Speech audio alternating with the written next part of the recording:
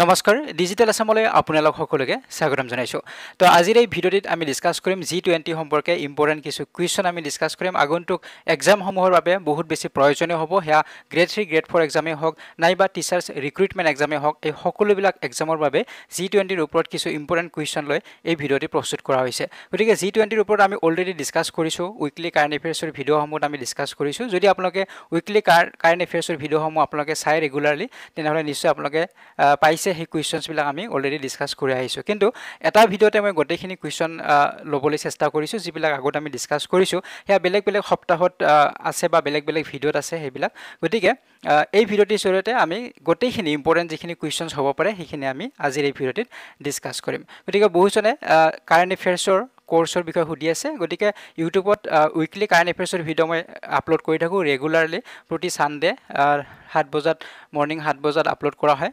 Weekly current এফেয়াৰ্ছৰ video' হেয়া 2 বছৰ আগৰ পৰাই আছে গতিকে আপোনালোকে চাব পাৰিব হেয়া 2 বছৰ আগৰ পৰাই আপোনালোকে কাৰেণ্ট এফেয়াৰ্ছ বিলাক চাব পাৰিব গতিকে ইমানখিনিটো প্ৰয়োজন নাই গতিকে লাষ্ট 6 মান্থছ বা লাষ্ট 10 মান্থছৰ কাৰেণ্ট এফেয়াৰ্ছখিনি বহুত বেছি ক্ৰুচিয়েল হয় প্ৰয়োজনীয় হয় গতিকে গোটেইখিনি আপোনালোকে ফ্ৰী পাব আৰু যদি আপোনালোকে কোনোবাই বিচাৰে যে ইয়াৰ পিডিএফ সমূহ পাবলৈ গতিকে এই কোৰ্সটো আপোনালোকে ডিজিটেল আসামৰ এপৰ পৰা ল'ব পাৰে তো ইয়াত যোৱা বছৰ মানে 2022 ৰ আগষ্টৰ পৰা 2023 ৰ আগষ্টলৈকে অলৰেডি দিয়া হৈছে পিডিএফ সমূহ তাৰ ওপৰে অহা এক বছৰলৈকে আপোনালোকে প্ৰতি মাহে পিডিএফ সমূহ তাত আপডেট হৈ থাকিব গতিকে এই পিডিএফ কোৰ্সটো আপোনালোকে ল'ব পাৰে তাত আপোনালোকে পিডিএফ বিলাক পাব আৰু পিডিএফৰ জৰিয়তে আপোনালোকে ৰিভিজন কৰিব পাৰিব আৰু যদি আপোনালোকে ভালদৰে বুজিব বিচাৰে বা আপোনালোকে যদি নিজে নোট বনাব বিচাৰে তেনেহলে নোট বনাব পাৰিব ভিডিঅ' সমূহ চাই নোট আপোনালোকে নিজেই বনাই ল'ব পাৰিব গতিকে যদি আপোনালোকে বিচাৰে এই কোৰ্সটো আপোনালোকে এপৰ পৰা ল'ব পাৰিব ঠিক আছে এতিয়া আমি আৰম্ভ কৰিছো প্ৰথম প্ৰশ্নটোলৈকে আহিছো So first question to is when was G20 established? যে G20 কেতিয়া প্ৰতিষ্ঠা হৈছিলে তো আমি বেসিকৰ পৰা যাম আৰু আমাৰ 2023 ত আমাৰ যে ভাৰতবৰ্ষত অনুষ্ঠিত হল G20 সন্মিলন তো সেই বিষয়ে আমি ডিসকাস কৰিম কিন্তু আমি প্ৰথমে অলপ বেসিকৰ পৰা আহিছো কাৰণ এইবিলাক কুৱেশ্যন সুধিব পাৰে জিকে সেকশনৰ গতিকে when was G20 established যে G20 কেতিয়া প্ৰতিষ্ঠা হৈছিলে তো এইটো আমি জানিব লাগিব প্ৰতিষ্ঠা কেতিয়া হৈছিলে তো ইয়াৰ উত্তৰ হ'ব অপচন নম্বৰ বি হ'ব 1999 গতিকে 1999 চনত ইয়া প্ৰতিষ্ঠা হৈছিলে আৰু ডেটটো আপোনালোকে মনত ৰাখিব পাৰে 26 সেপ্টেম্বৰ আছিল গতিকে 26 সেপ্টেম্বৰ 1999 ত কি হৈছিলে G20 প্ৰতিষ্ঠা হৈছিলে গতিকে সেই সময়ত এছিয়াৰ যথেষ্ট ফাইনান্সিয়াল ক্ৰাইসিস আছিল এছিয়ান ফাইনান্সিয়াল ক্ৰাইসিসৰ সময়ছোৱাত এই G20 কি কৰা হৈছিলে এস্টাবলিশ কৰা হৈছিলে আৰু সেই সময়ছোৱাত যিবিলাক ফাইনান্স মিনিষ্টাৰ আছিল আৰু সেন্ট্ৰেল বেংকৰ যিবিলাক গভৰ্ণৰ আছিল যেনে ধৰক আমাৰ সেন্ট্ৰেল বেংক হৈছে আৰবিআই গভৰ্ণৰ বা বেলেগ দেশৰ তেনেদৰে সেন্ট্ৰেল বেংকৰ গভৰ্ণৰ সকল আৰু মিনিষ্টাৰ সকল তেওঁলোকে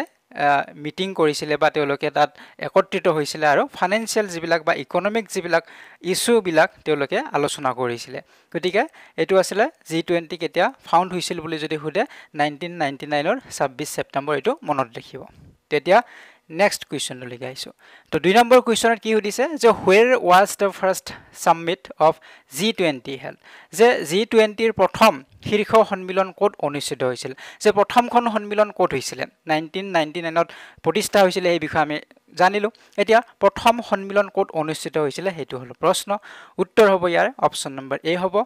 USA আমেৰিকাত হৈছিল প্ৰথমখন সন্মিলন হৈছিল কেতিয়া হৈছিল চনটো মনত ৰাখিব লাগিব 2008 ত হৈছিল 2008 চনত হৈছিল ওয়াশিংটন ডিসি USA ত হৈছিল প্ৰথম যিখন G20 সামিট আছিল গতিকে 1999 ত কি হৈছিল প্ৰতিষ্ঠা হৈছিল আৰু কিহৰ কাৰণে হৈছিল এই বিষয়টো আমি ডিসকাস কৰিলো কিন্তু সামিট হিচাপে সন্মিলন হিচাপে প্ৰথম কেতিয়া হৈছিল আমেৰিকাত হৈছিল USA ত হৈছিল 2008 ত প্ৰথম সন্মিলন হিচাপে প্ৰথমখন সন্মিলন হৈছিল 2008 ত কিন্তু প্ৰতিষ্ঠা কেতিয়া হৈছিল 1999 ত তো এটো মনত ৰাখিব নেক্সট কোৱেশ্চন তো লিখা আহিছো কোৱেশ্চন নম্বৰ 3 তো ইয়াতে সুধিছে what is da meaning of G20 যে G20 ৰ অৰ্থ কি G20 ৰ অৰ্থ কি হেতু হল ইয়াৰ প্ৰশ্ন গতিকে G20 ৰ কি অৰ্থ হ'ব তো এই বিষয়ে আমি অলৰেডি জানো বা এইবিলাক ডিসকাস কৰি আহিছো উত্তৰ অপচন নম্বৰ সি হ'ব গ্ৰুপ অফ 20 হয় তো ইয়াতে গ্ৰুপ অফ 20 বুলি কোৱা হয় 19 খন আমাৰ কান্ট্ৰি ইন্ডিভিজুৱেল কান্ট্ৰি আছিল ইয়াত আৰু এখন আমাৰ কি আছিল ইউনিয়ন আছিল এখন ইউনিয়ন আছিল সেইখন আছিল ইউৰোপিয়ান ইউনিয়ন গতিকে এতিয়া কিন্তু আন এখন ইউনিয়ন তাত লগ হৈছে বা নতুনকে যোগদান হৈছে সেইখন হৈছে আফ্ৰিকান ইউনিয়ন এই বিষয়ে আমি লাষ্ট উইকত আমি ডিসকাস কৰিছিলো লাষ্ট উইকৰ কাৰেণ্ট এফেয়াৰ্ছত আমি ডিসকাস কৰিছিলো গতিকে যি কি নহওক এই বিষয়ে আমি জানিব লাগিব যে গ্ৰুপ অফ 20 বুলি ক'লে 19 কান্ট্ৰিজ আছে আৰু দুখন কি হ'ব ইউনিয়ন থাকিব এখন হৈছে ইউৰোপিয়ান ইউনিয়ন আনখন হৈছে আফ্ৰিকান ইউনিয়ন তো এইটো মনত ৰাখিব এতিয়া আমাৰ 19খন কান্ট্ৰি হ'ব আৰু দুখন ইউনিয়ন হ'ব ইউৰোপিয়ান ইউনিয়ন আগত আছিল আৰু এই বছৰ 2023ত আমাৰ দিল্লীত যেটো নিউ দিল্লীত যেটো সামিট হল বা ভাৰতবৰ্ষত যেটো সামিট হল তাত আন এখন ইউনিয়ন সংযুক্ত কৰা হৈছে এইখন হৈছে আফ্ৰিকান ইউনিয়ন তো এইটো আপোনালোকে মনত ৰাখিব এইটো ইম্পৰ্টেন্ট কোৱেশ্চন হ'ব পাৰে তো এইটো মনত ৰাখিব লাগিব তো এইখিনি আপোনালোকে মনত ৰাখিব আৰু আফ্ৰিকান ইউনিয়নত টোটাল আমাৰ 55 কান্ট্ৰিজ লগ লগাই তেওঁলোকৰ এখন ইউনিয়ন হয় তাক আফ্ৰিকান ইউনিয়ন বুলি কোৱা হয় আৰু ইয়াৰ ওপৰত কিছু প্ৰশ্ন হ'ব পাৰে যে কেতিয়া আফ্ৰিকান ইউনিয়ন G20 ত জড়িত হল বা যোগদান কৰিছে তো 2023ত হৈছে তাৰিখৰ কথা সুধিলে 9 ছেপ্টেম্বৰত তো ভেনুৰ কথা সুধিলে G20 সামিট নিউ দিল্লীত যি অনুষ্ঠিত হল তাত আফ্ৰিকান ইউনিয়ন সংযুক্ত হৈছে এইটো মনত ৰাখিব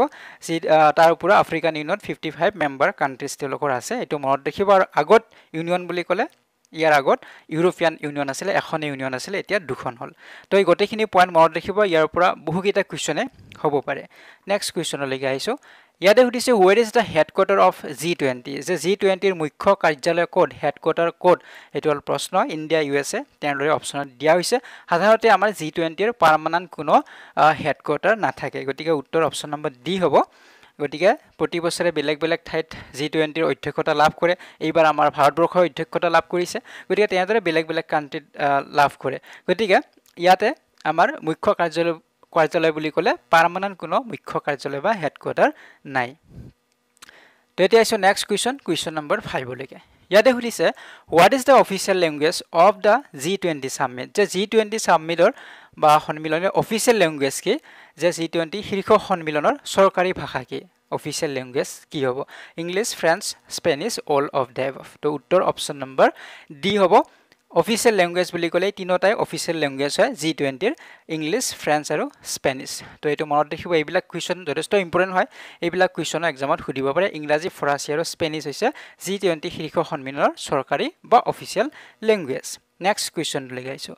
কোৱেশ্চন নম্বৰ 6 ইয়াতে সুধিছে which of the following is not the member of the G20 যে তলৰ কোনজন বা কোনখন G20 ৰ সদস্য নহয় কোনজন নহয় কোনখন G20 ৰ সদস্য নহয় কোনখন কান্ট্ৰি G20 ৰ সদস্য নহয় এতিয়া আমি অলপ আগত কি পালো 19 কান্ট্ৰিজ আছে ইন্ডিভিজুৱেল কান্ট্ৰিজ আছে 19 খন গতিকে আমি গোটেইখিনি নাম মনত ৰাখিব লাগিব নহলে আমি অপচন চাই ক'ব নোৱাৰিম যে কোনখন হয় বা কোনখন নহয় গতিকে ইয়াত যদি আমি চাও উত্তৰ ইয়াত হ'ব আমাৰ অপচন নম্বৰ বি হ'ব সিংগাপুৰ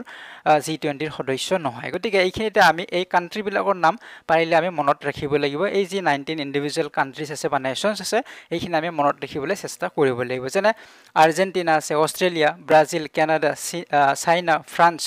Germany India Indonesia Italy Japan Republic of Korea Mexico Russia Saudi Arabia south Africa Turkey United kingdom আৰু ইউনাইটেড ষ্টেটছ মানে আমেৰিকা ইউএছএ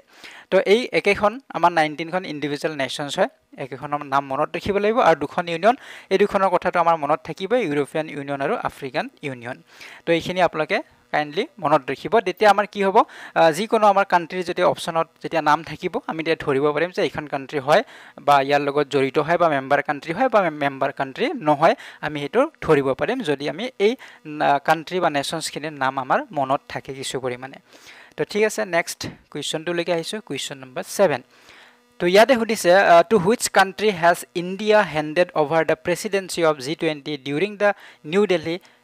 G20 সামিট তো এই কোৱেশ্চনটো আমি লাষ্ট উইকত ডিসকাস কৰিছিলো কাৰণ এফিয়াৰ্ছত যে নতুন দিল্লী G20 সন্মিলনৰ সময়ত ভাৰতে G20 ৰ অধ্যক্ষৰ পদ কোনখন দেশক অৰ্পণ কৰিছে যে আমাৰ প্ৰতি বছৰে কি হয় G20 ৰ প্ৰেসিডেন্সি বা অধ্যক্ষতাৰ পদ বেলেগ বেলেগ কান্ট্ৰি লাভ কৰে গতিকে এইবাৰ আমাৰ ভাৰতবৰ্ষ লাভ কৰিছিল নেক্সট ইয়াৰ বেলেগ এখন কান্ট্ৰি লাভ কৰিব গতিকে আমাৰ ভাৰতবৰ্ষত যি অনুষ্ঠিত হল G20 সামিট তো তাত অহা বছৰৰ কাৰণে 2024 ৰ কাৰণে প্ৰেসিডেন্সি বা অধ্যক্ষৰ পদ কাক দিয়া হৈছে হেতু হল প্ৰশ্ন উত্তৰ হ'ব অপচন নম্বৰ ডি হ'ব ব্ৰাজিলক দিয়া হৈছে তাৰ মানে এইবাৰ নেক্সট ইয়াৰ বা 2024ত G20 ৰ যি সন্মিলন হ'ব হেয়া কোড হ'ব ব্ৰাজিলত হ'ব তো এটো আপোনালোকে মনত ৰাখিব তো ইয়াৰ পৰা আপোনালোকে মনত ৰাখিব যে প্ৰেসিডেন্ট গৰাকী নাম মনত ৰাখিব ব্ৰাজিলৰ প্ৰেসিডেন্ট নাম মনত ৰাখিব লুলা দা সিলভা সো তেওঁ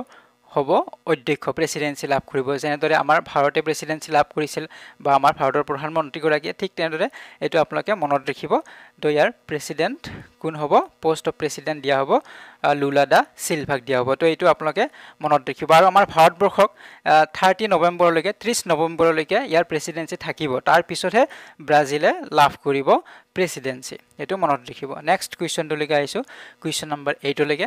ইয়াতে উঠিছে what is da theme of the G20 summit happening in India যে ভাৰতত চলি থকা G20 সন্মিলনৰ বিষয়বস্তু কি যে আমাৰ ভাৰতবৰ্ষত যে G20 সন্মিলন চলিলে বা অনুষ্ঠিত হৈ গল তাৰ থিম কি হয় বা বিষয়বস্তু কি হয় থিমৰ ওপৰত কোৱেশ্চন আহিব পাৰে বা এই থিমটোৰ ওপৰত আমি অলৰেডি কোৱেশ্চন আমি ডিসকাস কৰিছো আমাৰ আগৰ কাৰেন্ট এফেয়াৰ্সৰ আমি ভিডিওত আমি ডিসকাস কৰিছিলো তো যদি আপোনালোকৰ মনত আছে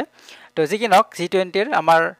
থিম কি হয় এই বছৰ 2023 ৰ তো এইটো হ'ব অপচন নম্বৰ সি হ'ব ওয়ান আৰ্থ ওয়ান ফ্যামিলি ওয়ান ফিউচাৰ যে এখন পৃথিৱী এটা পৃথিৱী নহয় এখন পৃথিৱী হ'ব লাগিছিল তো যিকিনো এখন পৃথিৱী এটা পৰিয়াল আৰু এটা ভৱিষ্যত তো ওয়ান আৰ্থ ওয়ান ফ্যামিলি ওয়ান ফিউচাৰ এইটো হল এই বছৰ আমাৰ থিম আছিল মনত ৰাখিব ইয়াৰ ওপৰত আপোনালোকে আন এটা থিম মনত ৰাখিব লাগিব হেতু হৈছে বসুধৈৱা কুটুম্বকম তো এইবিলাক আমি অলৰেডি ডিসকাস কৰি আইছো কিন্তু পুনৰবাৰ মই এই কোৱেশ্চনছ বিলাক লৈছো ইয়াতে তো বসুধৈৱা কুটুম্বকম এইটো আপোনালোকে মনত ৰাখিব বা ওয়ান আৰ্থ ওয়ান ফ্যামিলি ওয়ান ফিউচাৰ তো যিকোনো এটা ইয়াত থাকিব পাৰে থিম হিচাপে তো দুটাই আপোনালোকে মনত ৰাখিব লাগিব ইয়াৰ ওপৰত আন এটা ইম্পৰ্টেন্ট কোৱেশ্চন ইয়াত হ'ব পাৰে যে ইয়াত যেটো থিম দিয়া হৈছে যে বসুধৈৱা কুটুম্বকম তো এইটো কৰ পৰা লোৱা হৈছে কৰ পৰা লোৱা হৈছে বুলি এটা সুধিব পাৰে সো মহা উপনিষদৰ পৰা লোৱা হৈছে কৰ পৰা লোৱা হৈছে মহা উপনিষদৰ পৰা লোৱা হৈছে তো এইটো আপোনালোকে মনত ৰাখিব বসুধৈৱা কুটুম্বকম কৰ পৰা লোৱা হৈছে মহা উপনিষদৰ পৰা এইটো এটা অতিৰিক্ত কোৱেশ্চন ইয়াৰ পৰা হ'ব পাৰে তো এইখিনি আপোনালোকে ইম্পৰ্টেন্ট পইণ্টছ খিনি মনত ৰাখিব এতিয়া নেক্সট কোৱেশ্চনটো লৈকে আহিছো কোৱেশ্চন নম্বৰ 9 ইয়াতে সুধিছে দা world's tallest Nataraja statue has been installed at which place তো এইটো কোৱেশ্চন আমি আগৰ কাৰেন্ট এফেয়াৰ্সৰ ভিডিওত ডিসকাস কৰিছিলো যে বিশ্বৰ আটাইতকৈ ওখ নটৰাজৰ প্ৰতিমূৰ্তি কোন ঠাইত স্থাপন কৰা হৈছে তো কোন ঠাইত স্থাপন কৰা হৈছে বিশ্বৰ আটাইতকৈ ওখ নটৰাজৰ প্ৰতিমূৰ্তি উত্তৰ অপশন নম্বৰ এ হ'ব ভাৰত মণ্ডপম নিউ দিল্লী যে ভাৰত মণ্ডপম নতুন দিল্লী মানে এই ভাৰত মণ্ডপমতে কি হৈছিল আমাৰ G20 সন্মিলন হৈছিল নিউ দিল্লীত গতিকে এই ভাৰত মণ্ডপমৰ আগফালে ফ্ৰন্ট সাইডত কি কৰা হৈছে এটা প্ৰতিমূৰ্তি নটৰাজৰ এইটো আপোনালোকে দেখিছে পিছফালে আছে ভাৰত মণ্ডপম আগফালে এই প্ৰতিমূৰ্তি নটৰাজৰ ষ্টেচু এটো ইনষ্টল কৰা হৈছিল আৰু এইটো হৈছে আমাৰ গোটেই বিশ্বৰ ভিতৰত টলেষ্ট হয় গোটেই বিশ্বৰ ভিতৰত টলেষ্ট নটৰাজৰ ষ্টেচু হয় তো ইয়াৰ উচ্চতা কিমান 28 ফুট ইয়াৰ উচ্চতা হয় তো এটো মনত ৰাখিব ইম্পৰ্টেন্ট কোৱেশ্চন এটো হ'ব পাৰে আগন্তুক এক্সামত নেক্সট কোৱেশ্চনটো লৈকে আহিছো কোৱেশ্চন নম্বৰ 10 ইয়াতে সুধিছে what is the inspiration for G20 2023 logo যে G20 ৰ যেটো লোগো 2023 ৰ যেটো লোগো ব্যৱহাৰ কৰা হৈছিল ইউজ কৰা হৈছে এই লোগোৰ প্ৰেৰণা বা ইনস্পিৰেশন কি কৰ পৰা ইনস্পায়াৰ হৈ সেই লোগোটো ডিজাইন কৰা হৈছিল তো ইয়াৰ যেটো উত্তৰ অপচন নম্বৰ এ হ'ব ইণ্ডিয়াছ নেশনেল ফ্ল্যাগ যে ভাৰতৰ নেশনেল ফ্ল্যাগৰ পৰা ইনস্পায়াৰ হৈছিল তো আপোনাক নিশ্চয় মনত আছে আমাৰ যেটো লোগো এইটো হৈছে লোগো 2023 ৰ আমাৰ ভাৰতবৰ্ষৰ G20 সামিট হল তাৰ লোগো হৈছে এইটো তো ইয়াত যদি আপোনালোকে চাই আমাৰ নেশনেল ফ্ল্যাগৰ যি কালাৰ সেই কালাৰ কিটা আপোনালোকে ইয়াত দেখিছে সেফ্ৰন কালাৰ আছে মানে গেৰুৱা কালাৰ আপোনালোকে দেখিছে তাৰ পিছত আমাৰ হোৱাইট কালাৰ আমাৰ ইয়াত ব্যৱহাৰ কৰা হৈছে এইফালে হোৱাইট কালাৰ ব্যৱহাৰ কৰা হৈছে তাৰ পিছত আমাৰ গ্ৰীন কালাৰ আছে তলৰ ফালে আপোনালোকে দেখিছে গ্ৰীন কালাৰ আমাৰ নেশনেল ফ্ল্যাগত যেনেদৰে আছে সেফ্ৰন আছে হোৱাইট আছে গ্ৰীন আছে তাৰ ওপৰত আমাৰ যেটো অশোক চক্ৰটাত আমাৰ নেভি ব্লু থাকে তো ইয়াতে ব্লু কালাৰ ইউজ কৰা হৈছে দেখা পাইছে গতিকে এইখিনি আপোনালোকে মনত ৰাখিব সেফ্ৰন হোৱাইট এণ্ড গ্ৰীন তাৰ পিছত ব্লু এই কালাৰ কিটা মনত ৰাখিব অপচনত সুধিব পাৰে যে তলৰ কোন কিটা কালাৰ ব্যৱহাৰ কৰা হৈছিল G20 ৰ লোগোত তো আপোনালোকে কালাৰ কিটা মনত ৰাখিব সেফ্ৰন হোৱাইট গ্ৰীন আৰু ব্লু তো তাৰ ওপৰত আপোনালোকে তলত এটা কি দেখিছে লটাছ দেখিছে লটাছটো হৈছে আমাৰ নেশনেল ফ্লাৱাৰ হয় তো নেশনেল ফ্লাৱাৰ এটো ব্যৱহাৰ কৰা হৈছে আৰু ওপৰত আমাৰ কি দিয়া হৈছে আৰ্থ খন দিয়া হৈছে গতিকে এই লটাছ বা পদুম ফুলটোৰ জৰিয়তে এইটোৱে বুজোৱা হৈছে যেনেদৰে আমাৰ জীৱনত বিভিন্ন ধৰণৰ বাধা আহিব পাৰে বা চ্যালেঞ্জেস আহিব পাৰে তথাপি আমি ডেভেলপটো কৰিব লাগিব তথাপি আমি গ্ৰোথ কৰিব লাগিব আমি আগবাঢ়ি যাব লাগিব ঠিক তেনেদৰে আমাৰ দেশখনৰ বিভিন্ন ধৰণৰ চ্যালেঞ্জ আহিব পাৰে বাধা আহিব পাৰে কিন্তু তথাপি আমাৰ দেশখন কি কৰিব লাগিব গ্ৰোথ কৰিব লাগিব তো হেতু বুজোৱা হৈছে এই লটাছৰ জৰিয়তে আৰু আমাৰ আৰ্থখন দিয়া হৈছে কাৰণ আমাৰ মাজত এটা হাৰমনি থাকিব লাগিব প্ৰতিখন দেশৰ মাজত আমাৰ মিলাপ্ৰীতি থাকিব লাগিব তো তেনে ধৰণৰ এটা সিম্বলিক ইয়াত লোগো ব্যৱহাৰ কৰা হৈছে আৰু তলত দিয়া আছে ভাৰত বুলি লিখা আছে আপোনালোকে দেখিছে তো ইয়াতে আন এটা কোৱেশ্চন হয় তো মই ইয়াত লিখিব পাহৰি গলো তো আপোনালোকে মনত ৰাখিব যে এই ভাৰত এটো কি লিপিত লিখা হৈছে বুলি এটা সুধিব পাৰে তো এই ভাৰত কি লিপিত লিখা হৈছে দেৱনাগিৰি লিপিত লিখা হৈছে গতে কি স্ক্ৰিপ্ট বা কি লিপিত লিখা হৈছে বুলি সুধিব পাৰে তো এটো দেৱনাগিৰি লিপিত লিখা হৈছে এইখিনি আপোনালোকে মনত ৰাখিব ঠিক আছে তো নেক্সট কুৱেশ্যন টো লিখা আহিছো কুৱেশ্যন নম্বৰ 11 তো ইয়াতে উঠিছে who designed India's G20 presidency logo যে ভাৰতৰ G20 ৰ লোগো কোনে ডিজাইন কৰিছিল তো এই লোগোটো আমি আগত দেখিলো বা আলোচনা কৰিলো লোগো সম্পৰ্কে তো এই লোগোটো ডিজাইন কোনে কৰিছে হেতু এটা প্ৰশ্ন হ'ব পাৰে কোনে ডিজাইন কৰিছে তো উত্তৰ অপচন নম্বৰ বি হ'ব সুদৰ্শন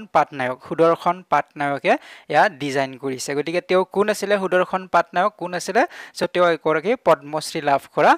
সেন্ট আৰ্টিস্ট হয় ওকে তো সেন্ট ইয়াত দেখিছে আপোনালোকে বালিত তো এনেদৰে বনাইছে পুৰীৰ সাগৰৰ পাৰত এনেদৰে বনাইছিলে এইটো বালিৰে তেও বনাইছে নিশ্চয় আপোনালোকে স্পষ্টকৈ আপোনালোকে দেখা পাইছে নে পোৱা নাই নাজানো তো ইয়াত আপোনালোকে দেখিছে আমি আগত যেটো লোগো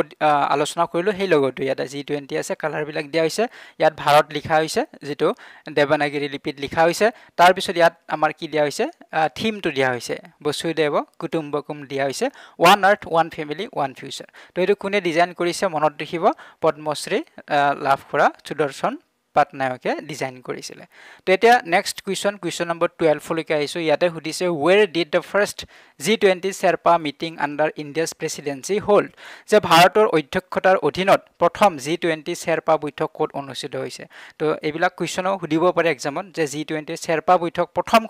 প্ৰথমখনৰ কথা সুধিছে প্ৰথমখন Sherpa বৈঠক ক'ত অনুষ্ঠিত হৈছিল উত্তৰ অপচন নম্বৰ এ হ'ব উদয়পুৰ ৰাজস্থানৰ উদয়পুৰত অনুষ্ঠিত হৈছিল তো ইয়াত আৰু এটা কথা মনত ৰাখিব এই প্ৰথম Sherpa বৈঠকৰ কোনে অধ্যক্ষতা কৰিছিল চেয়াৰপাৰসন কোন আছিল তো অমিতাভ কান্ত আছিল মনত ৰাখিব কোন আছিল অমিতাভ কান্ত আছিল চেয়াৰপাৰসন আছিল প্ৰথমখন Sherpa আৰু এনেদৰে সুধিব পাৰে যে প্ৰথম Sherpa কোন আছিল তেতিয়াও অমিতাভ কান্ত হ'ব এটো মনত ৰাখিব এটো অতিৰিক্ত কুৱেশ্যন আপোনালোকে মনত ৰাখিব নেক্সট কুৱেশ্যনলৈকে আহিছো কুৱেশ্যন নম্বৰ 13 লৈকে ইয়াতে সুধিছে which edition of G20 summit was held in New Delhi যে নতুন দিল্লী G20 ৰ সন্মিলনৰ কোনটো সংস্কৰণ অনুষ্ঠিত হল তো এইবাৰ কিমান সংখ্যক আছিল সংস্কৰণ আছিল G20 সামিটৰ উত্তৰ অপচন নম্বৰ বি হ'ব 18 আছিল 18 সংখ্যক সামিট আছিল গতিকে ইণ্ডিয়া এইবাৰ 18 সংখ্যক যে সন্মিলন হেয়া অনুষ্ঠিত হৈছে আমাৰ ভাৰতৰ প্ৰেসিডেন্সিৰ আন্ডাৰত কেতিয়াৰ পৰা আমাৰ এই প্ৰেসিডেন্সি লাভ কৰিছিল ভাৰতবৰ্ষই 1 ডিসেম্বৰ 2022 ৰ পৰা 30 নৱেম্বৰ 2023 লৈকে প্ৰেসিডেন্সি বা অধ্যক্ষতা থাকিব ভাৰতৰ হাতত প্ৰেসিডেন্সি থাকিব কেতিয়াৰ পৰা আছিল 1 ডিসেম্বৰৰ পৰা লাভ কৰিছিল 2022 ৰ আৰু 2023 ৰ 30 নৱেম্বৰ লৈকে থাকিব আৰু ইয়াৰ পিছত কাৰ হাতলৈকে যাব ইয়াৰ পিছত ব্ৰাজিলৰ হাতলৈকে যাব আৰু ইয়াৰ আগত কাৰ হাতত আছিল তো ইয়াৰ আগত ইণ্ডোনেছিয়াৰ হাতত আছিল তো ইণ্ডোনেছিয়াই ইণ্ডিয়াক হেণ্ডওভাৰ কৰিছে আৰু ইণ্ডিয়া পাইছে 1 ডিসেম্বৰ 2022 ৰ পৰা আৰু এতিয়া ইণ্ডিয়া হেণ্ডওভাৰ কাক কৰিছে ব্ৰাজিলক কৰিছে তো এইবিলাক পয়েন্ট মনত ৰাখিব নেক্সট কুৱেশ্যনলৈকে আহিছো কুৱেশ্যন নম্বৰ 14 ইয়াতে উঠিছে G20 summit show the Delhi declaration achieved consensus of যে G20 শীৰ্ষ সন্মিলনত দিল্লী ঘোষণাপত্ৰত কিমান শতাংশ সহমত উপনীত হল যে G20 সন্মিলনত দিল্লী ঘোষণাপত্ৰৰ কথা সুধিছে যে যিমান বিলাক ইস্যু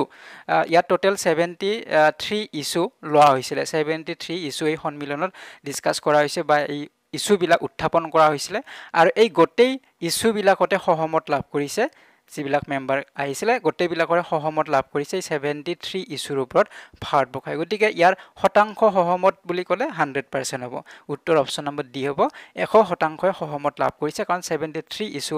তাত উত্থাপন কৰা হৈছিল গোটেই বিলাকতে সহমত লাভ কৰিছে ঠিক আছে এটো পয়েন্ট মনত ৰাখিব নেক্সট কুৱেশ্যন নম্বৰ 15 ইয়াতে উঠিছে how many guest countries were invited in G20 summit held in New Delhi যে নতুন দিল্লীত অনুষ্ঠিত G20 শীৰ্ষ সন্মিলনত কিমানখন অতিথি দেশক আমন্ত্ৰণ জনোৱা হৈছিল যে কিমানখন অতিথি দেশক এতিয়া মেম্বাৰ কান্ট্ৰি বিলাকটো তাত আহিছে মেম্বাৰ কান্ট্ৰি বিলাকৰ তাত প্ৰতিনিধি পঠাই দিয়া হৈছে কিন্তু আৰু ভাৰতবৰ্ষই কি কৰিছিল কিছু দেশক আমন্ত্ৰণ জনাইছিল তো ইনভাইট কৰিছে তেওঁলোক মেম্বাৰ কান্ট্ৰি নহয় কিন্তু তেওঁলোক ইনভাইট কৰিছে ঠিক আছে তো এই কিমানখন দেশক ইনভাইট কৰিছিল হেতু হল প্ৰশ্ন উত্তৰ হ'ব অপচন নম্বৰ এ 9খন দেশ কোন কেইখন দেশ আছিল Bangladesh Egypt Mauritius Netherlands Nigeria Oman Singapore Spain আৰু UAE ইউনাইটেড আৰব এমিৰেটছ তো একেইখন এই 9খন দেশক আমন্ত্ৰণ জনাইছিল নতুন দিল্লীত যি অনুষ্ঠিত হৈ গ'ল G20 শীৰ্ষ সন্মিলন ভাৰতবৰ্ষই ইনভাইট কৰিছিলে তো এইবিলাক পইণ্ট ইম্পৰ্টেণ্ট হয় মনত ৰাখিব আজিৰ ভিডিঅ'টিৰ শেষৰটি প্ৰশ্নলৈকে এতিয়া আহিছোঁ কুৱেশ্যন নম্বৰ 16 ইয়াতে সুধিছে who inaugurated India's first model G20 summit 2023 যে ভাৰতৰ প্ৰথম মডেল G20 সন্মিলন 2023 কোনে উদ্বোধন কৰিলে তো এইটো উত্তৰ অপচন নম্বৰ বি হ'ব অমিতাভ কান্তে প্ৰথম মডেল G20 সন্মিলন উদ্বোধন কৰিছিলে তো এনে ধৰণৰ কোৱেশ্চনছ বিলাক আপোনালোকে চাব লাগিব এই কোৱেশ্চনছ বিলাক এনে ধৰণৰ কোৱেশ্চনছ বিলাকে আহিব আৰু ইম্পৰ্টেন্ট কোৱেশ্চনছ খিনি আমি ডিসকাস কৰিলো আৰু আলোচনা কৰিব গলে বহুত কোৱেশ্চন আমি আলোচনা কৰিব পাৰো কিন্তু সকলোতকৈ বেছি ইম্পৰ্টেন্ট যিবিলাক কোৱেশ্চন হয় এইখিনি আমি ডিসকাস কৰিছো আগন্তুক এক্সামৰ বাবে গতিকে নতুন আপডেটৰ বাবে আপোনালোকে উইকলি কাৰেণ্ট এফেয়াৰ্ছ যিবিলাক ভিডিঅ প্ৰতি সানডে মৰ্নিং 7 বজাত আপলোড কৰা হয় তো সেই ভিডিঅ'বিলাক আপোনালোকে চাব উইকলি কাৰেণ্ট এফেয়াৰ্ছৰ তেতিয়া আপোনালোকৰ কাৰেণ্ট এফেয়াৰ্ছ খিনি আপডেট হৈ থাকিব ঠিক আছে তো আজিৰ এই ভিডিঅ'টি ইমানে আছিল তো যদি ভিডিঅ'টি ভাল পালে লাইক আৰু শেয়াৰ কৰিব যদি চেনেলটি এতিয়াও সাবস্ক্ৰাইব কৰা নাই তেনেহলে চেনেলটি সাবস্ক্ৰাইব কৰক আৰু কাষৰে থকা বেল আইকনটো প্ৰেছ কৰি দিব so see you in the next one thank U